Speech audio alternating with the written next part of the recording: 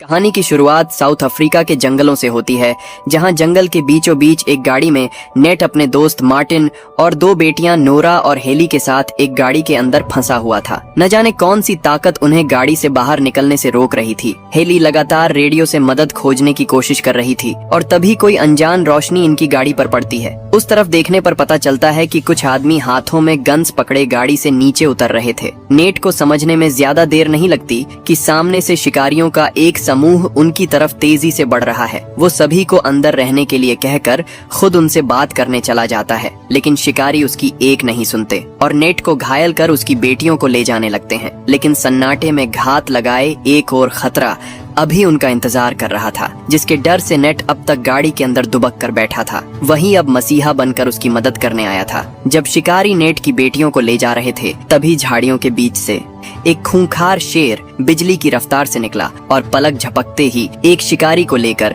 झाड़ियों में ओझल हो गया। बाकी शिकारी घबराने की बजाय और खुश हो गए, क्योंकि उन्हें अब तक इसी शेर की तलाश थी। दरअसल इसकी शुरुआत 2 दिन पहले हुई थी, जब कुछ शिकारियों ने मिलकर शेरों के एक बड़े झुंड को मौत की नींद सुला दिया। उन्होंने ये सब सिर्फ मुनाफा कमाने के लिए किया था, क्योंकि शेरों की खाल और मांसपेशियों का ब्लैक मार्केट में भारी दाम मिलता था। सभी शिकारी मरे हुए शेरों को गाड़ियों में लोड करके चले जाते हैं, जबकि 2 शिकारी यहीं पर रुकते हैं, क्योंकि गोलीबारी के दौरान एक शेर भाग निकला था। उसी को पकड़ने के लिए ये दोनों शिकारी यहीं पर रुकते हैं। पर तभी इस टकले आदमी को अपने दोस्त के चिल्लाने की आवाज सुनाई देती है। जब ये उस दिशा की ओर जाता है तो इसका दोस्त जख्मी हालत में झाड़ियां से बाहर आ रहा था। टकले को समझते देर नहीं लगती कि इसके दोस्त की ये हालत उस गुस्सैल शेर ने की है। टकला जल्दी से अपनी जान बचाने के लिए भागता है और अपने ही बिछाए जाल में फंस जाता है, और तभी झाड़ियों से वही शेर बाहर आकर एक ही बार में टकले का काम तमाम कर देता है।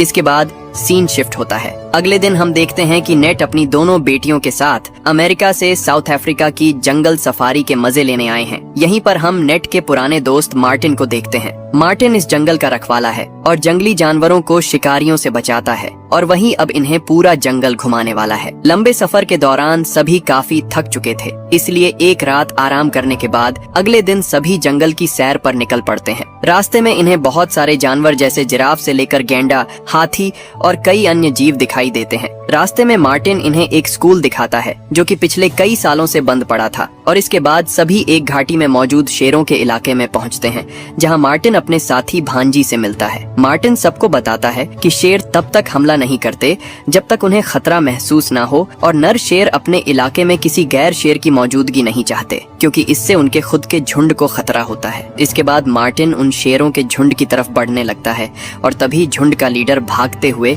मार्टिन को गले लगा लेता है। वो मार्टिन के इतने करीब इसलिए था क्योंकि मार्टिन ने इन्हें बचपन से पाला था, इसलिए सभी शेर उसके बच्चों की तरह उससे प्यार करते थे। इसके बाद मार्टिन एक शेरनी के पैर पर घाव का निशान देखता है। मार्टिन तुरंत समझ जाता है कि झुंड पर शिकारियों ने हमला करने की कोशिश की होगी। वो जल्दी से सभी को गाड़ी में बिठाकर पास के गांव में चला जाता है, ताकि गांव वालों से शिकारियों के बारे में कुछ पता चल सके। लेकिन जब सभी गांव में पहुंचते हैं तो देखते हैं कि पूरा गांव खाली पड़ा है। सब लोग अचानक से कहीं गायब हो गए थे, इसलिए ये वापस जाने का फैसला करते हैं। और तभी मार्टिन कुछ ऐसा देख लेता है जो शायद बच्चों के देखने लायक नहीं था। वो तुरंत बच्चों को दूर जाने के लिए कहता है, और जब नेट अंदर देखता है तो अंदर सभी गांव वालों की लाशें पड़ी हुई थी। मार्टिन को घाव देखने से पता चल जाता है कि ये काम किसी शेर का है। वो जल्दी से सभी को गाड़ी में बैठने के लिए कहता है, क्योंकि शेर आसपास ही कहीं मौजूद हो सकता है। सभी गाड़ी में बैठकर वापस जाने लगते हैं। रास्ते में मार्टिन रेडियो से संपर्क करने की कोशिश करता है, लेकिन काफी दूर आ जाने की वजह से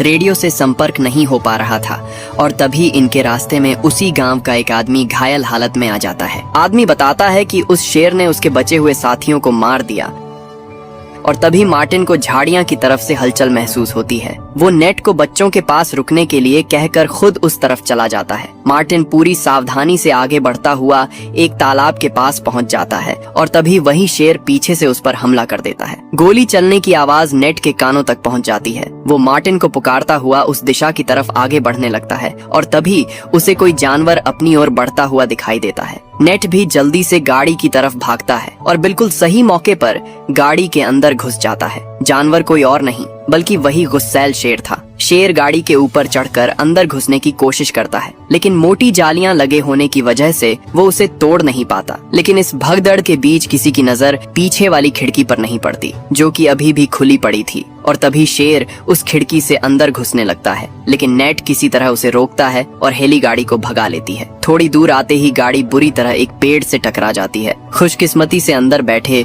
किसी को भी गंभीर चोट नहीं आती। नेट जल्दी से गाड़ी को दोबारा स्टार्ट करने की कोशिश करता है, लेकिन टक्कर की वजह से गाड़ी खराब हो चुकी थी। रेडियो भी दूर तक सिग्नल नहीं पहुंचा पा रहा था और तभी नेट को वॉकी टॉकी पर मार्टिन की आवाज सुनाई देती है। मार्टिन बताता है कि उस पर शेर ने जानलेवा हमला किया था, जिससे वो काफी जख्मी हो चुका है। अब नेट पेशे से एक डॉक्टर था, इसलिए वो मार्टिन को चाकू गर्म करके घाव पर रखने के लिए कहता है, जिससे खून बहना बंद हो जाएगा। चाकू के गर्म होते ही मार्टिन उसे घाव पर रख लेता है और दर्द के मारे जोर से चिल्लाता है। उसकी आवाज गाड़ी में बैठा नेट भी सुन लेता है। अब नेट समझ जाता है कि मार्टिन आस पास ही कहीं पर मौजूद है, इसलिए वो एक गन लेकर गाड़ी के ऊपर खड़ा होकर मार्टिन को देखने लगता है, लेकिन उसे मार्टिन कहीं नजर नहीं आता। मार्टिन बताता है कि वो एक टावर के पास है और हेली उस टावर को देख लेती है। वो अकेली ही मार्टिन की मदद करने के लिए चली जाती है। हालांकि नेट उसे रोकता है, लेकिन तभी यहाँ पर शेर वापस आ जाता है। वो एक लंबी छलांग लगाकर नेट को नीचे गिरा देता है और जैसे ही शेर नेट को मारने वाला था, तभी नेट गाड़ी के नीचे घुस जाता है। शेर भी गाड़ी के नीचे घुसने की कोशिश करता है, लेकिन उसका सर हर बार फंस जाता है। इसी मौके का फायदा उठाकर नोरा खिड़की से उसकी पीठ पर बेहोशी का इंजेक्शन लगा देती है, जिससे शेर यहाँ से भाग जाता है। वही हेली भी मार्टिन के पास पहुँच जाती है और सही सलामत उसे गाड़ी तक ले आती है। मार्टिन काफी घायल था, इसलिए नेट उसका इलाज करता है, जिससे मार्टिन कुछ समय के लिए बेहोश हो जाता है। उसके होश आने तक रात हो जाती है। मार्टिन बताता है कि शेर ऐसा कभी नहीं करते, पक्का शिकारियों ने इसके परिवार को मार दिया होगा, जिस वजह से ये शेर बदले की आग में जल रहा है। अभी ये बातें कर रहे होते हैं कि तभी इन्हें पीछे से गाड़ियों की आवाज सुनाई देती है और ये वही शिकारी थे जो मैंने आपको मूवी की स्टार्टिंग में बताए थे। अब नेट शिकारियों से मदद मांगता है, लेकिन शिकारी उसकी एक भी बात नहीं सुनते और तभी यहाँ पर वहीं शेर आकर एक शिकारी को अपने साथ झाड़ियां में ले जाता है। बाकी शिकारी भी शेर को पकड़ने के लिए उसके पीछे चले जाते हैं। इसी बीच नेट शिकारियों की गाड़ी लेकर यहाँ से निकलने की फिराक में होता है, लेकिन गाड़ी में चाबी नहीं होती। नेट को याद था कि गाड़ी पीली शर्ट वाला आदमी चला रहा था, इसलिए वो उससे चाबी लाने का फैसला करता है। शिकारियों की लाशों का पीछा करता हुआ नेट शेर के काफी करीब पहुंच जाता है और तभी उसका वॉकी टॉकी आवाज कर देता है। शेर को अपनी ओर आता देख नेट एक पेड़ पर चढ़ जाता है, लेकिन खतरा अभी टलता नहीं कि तभी उसके हाथ पर एक सांप चढ़ने लगता है। लेकिन नेट हिम्मत दिखाता है और उसे पकड़कर शेर के ऊपर फेंक देता है, जिससे शेर डर के मारे यहाँ से भाग जाता है। इसके बाद नेट धीरे धीरे पानी के रास्ते से आगे बढ़ने लगता है और तभी शेर फिर से उसके पास आ जाता है। इससे पहले कि शेर को उसके होने की भनक लगे, उससे पहले ही नेट की बेटियां गाड़ी का हॉर्न बजाने लगती हैं, क्योंकि उसे गए हुए काफी देर हो चुकी थी। हॉर्न की आवाज सुनते ही शेर उस तरफ चला जाता है। इसी बीच नेट उस शिकारी को ढूंढ लेता है और चाबियां लेकर वापस गाड़ी की तरफ बढ़ने लगता है। वहीं अब शेर गाड़ी की आवाज सुनकर उसके पास पहुंच जाता है। मार्टिन दोनों लड़कियों को शांत रहकर उसकी आंखों में देखने से मना करता है और तभी शेर उसी टूटी हुई खिड़की से अंदर घुसने की कोशिश करता है, जिससे गाड़ी का सारा वजन आगे की तरफ चला जाता है। मार्टिन जल्दी से दोनों लड़कियों को गाड़ी से बाहर निकलने के लिए कहता है। उनके बाहर निकलते ही गाड़ी नीचे जा गिरती है। मार्टिन काफी घायल हो जाता है, लेकिन शेर अभी भी उसका पीछा नहीं छोड़ रहा था। मार्टिन समझ जाता है कि अब उसका बचना नामुमकिन है, इसलिए वो लाइटर से पेट्रोल को आग लगा देता है, जिससे दोनों आग में झुलस जाते हैं। इस हादसे में मार्टिन मर जाता है और दूर खड़ा नेट अपने साथी को मरता देख काफी दुखी हो जाता है। लेकिन ये वक्त अफसोस मनाने का नहीं था, इसलिए वो जल्दी से हेली के घाव पर कपड़ा बांधता है और ये लोग शिकारियों की गाड़ी में बैठकर यहाँ से निकल लेते हैं। अब सुबह भी हो जाती है और तीनों उन्हीं शेरों के झुंड के पास पहुँच जाते हैं, जिनसे शुरुआत में मार्टिन ने उन्हें मिलवाया था। अब हेली की तबीयत काफी खराब होने लगती है, इसलिए नेट उसे उसी स्कूल के पास ले जाता है जिसे इन्होंने स्टार्टिंग में देखा था। अब नेट उसे एक टेबल पर लेटाकर उसकी पट्टियां करने लगता है, जिससे हेली को थोड़ी राहत मिलती है। इसके बाद नेट बाहर से मदद लाने का फैसला करता है और उन्हें यहीं पर रुकने के लिए कहकर बाहर चला जाता है। नेट के जाते ही वही शेर वापस आ जाता है। दरअसल शेर कार ब्लास्ट में भी किसी तरह बच गया था और इनकी गाड़ी का पीछा करते हुए वापस बदला लेने आया है। दोनों लड़कियां शेर को देखकर जोर से चिल्लाती हैं, जिससे नेट उनकी आवाज सुन लेता है। अब उसके पास गन थी, इसलिए वो मौके पर आकर शेर को भगा देता है। इसके बाद नेट दोनों लड़कियों को एक कमरे में बंद करके उसका इंतजार करने के लिए कहता है, क्योंकि शेर तब तक नहीं रुकेगा